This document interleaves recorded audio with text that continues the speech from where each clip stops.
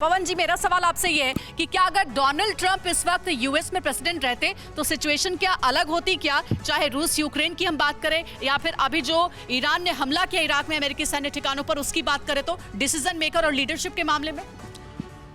जी, ये बिल्कुल सही है कि अगर डोनाल्ड ट्रंप आज होते तो ये सिचुएशन तो बिल्कुल भी नहीं आती, क्योंकि जो स्लीपी जो बिडेन ने जो किया है यूक्रेन को जिस मुहाने पर अभी भेज दिया है ना, तो वो समय तो बिल्कुल भी नहीं आता। इसके दो पॉइंट ऑफ व्यू हैं। एक तो देखिए, अगर हम ह्यूमैनिटेरियन ग्राउंड पे देखें तो यूक्रेन को तबाह कर दिया है वो देश, अब कब उठेगा और कब आगे बढ़ पाएगा।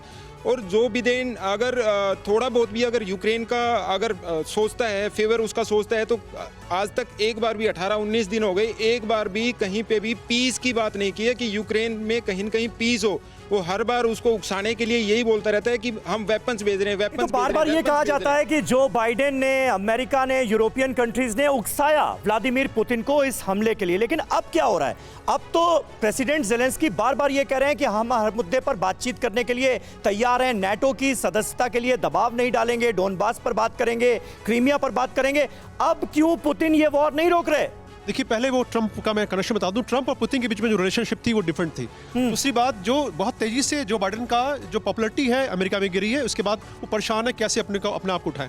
तीसरी बात, जो आपने यूक्रेन की बात कही कि पुतिन और उनके बीच में जो संबंध है यूक्रेन के मामले में, वो थोड़ा डिफरेंट हो गए, क्योंकि नाटो की सदस्यता अगर नहीं मिलती है तो ये शांति हुई और इतना मामला नहीं उलझता। लेकिन आज के समय जब वो कीव पर कब्जा करने वाले हैं, अब परेशानी हो रही है अमेरिका को कि भाई अब उसकी दुकान आगे कैसे चलेगी, क्योंकि युद्ध जो है 4 से 5 दिन या मैक्सिमम 1 वीक। ठीक है, आपका ये प्रेडिक्शन है सर, आपका अनुमान है कि 4 से 5 दिन में कीव पर कब्जा रशियन सैनिकों की ओर से बोल दिया जाएगा। और इस बीच जो बड़ी खबर जिस पर लगातार हमारी नजर बनी हुई है, जो मिसाइल अटैक हुआ है इराक के इरबिल में, ईरान ने ये मिसाइल अटैक किया है, अमेरिका इस पर मंथन कर रहा है। प्रेसिडेंट बाइडेन की अफसरों के साथ मीटिंग चल रही है, ये बड़ी बैठक हो रही है। जवाबी एयर स्ट्राइक कर सकता है अमेरिका, और ईरान में अमेरिकी एयर स्ट्राइक की आशंका है, जिस पर लगातार हम चर्चा कर रहे हैं। हमले पर बयान भी जारी कर सकते हैं जो बाइडेन। क्या इस स्थिति में जो बाइडेन है कि ईरान को जवाब देना बहुत जरूरी है? ईरान को अंडरएस्टिमेट किया गया अमेरिका की ओर से? देखिए, जरूर, मैंने जैसा कि पहले कहा कि 24 से 48 घंटे में इधर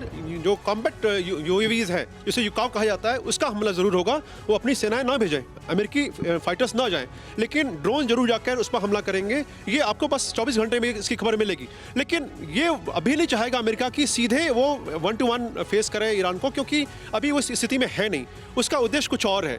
लेकिन ईरान की तरफ से जो ये प्रयास किया जा रहा है डायमेंशन चेंज करने का, अब उसके पीछे क्या मोटिव है अभी जब तक वो सामने नहीं आता। अच्छा तिवारी सर, मेरा इस पर एक सवाल। अच्छा ठीक है पूर्णिमा, आप सवाल यहाँ पर सर ऐड ऑन करना चाह रहे हैं, क्योंकि 2 वॉर फ्रंट की बात हो रही है। अभी कहा 4 से 5 दिन में ये युद्ध जो है वो खत्म हो जाएगा, हमारे एक्सपर्ट्स कह रहे हैं। लेकिन बड़ी बात ये है कि कीव पर जिस स्ट्रेटेजी के साथ पुतिन चले थे कि कब्जा कर लेंगे, 2 दिन बताया जा रहा था मेरे हिसाब से, कितने दिन, 18वें दिन में हम प्रवेश कर चुके हैं। क्या वजह इस डिले की रशियन आर्मी की नजर आ रही है, या इसकी कोई और ही पिक्चर है, या कोई और ही स्ट्रेटेजी है जिसे हम रीड नहीं कर पा रहे?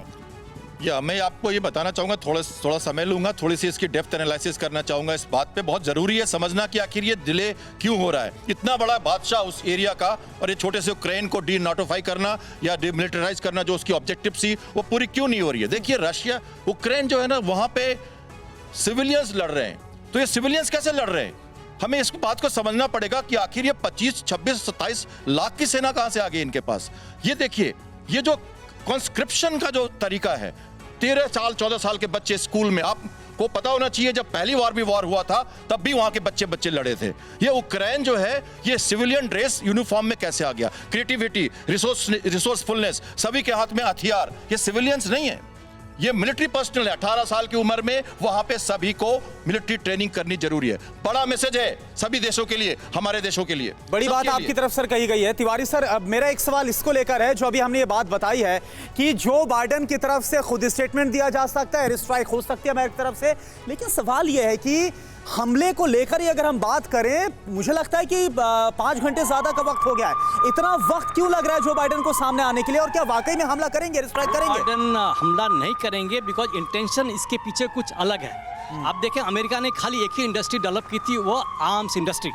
उसके बाद में इसका कंपटीटर इजराइल हो गया, चाइना डेवलप किया, इंडिया आत्मनिर्भर की तरफ बढ़ रहा है, तो इनका मार्केट रिड्यूस होते जा रहा है। Now indirectly he is reducing, कि नाटो का इफेक्ट कम कर रहे हैं, ताकि यूक्रेन और रशिया के बॉर्डर पर जितनी कंट्री है सब चाहें कि हमारे पास कुछ आर्म्स होना वो चाहिए। क्या रहा है? फिक्र आपकी, सोमवार से शुक्रवार रात 9 बजे सिर्फ TV9 भारतवर्ष पर।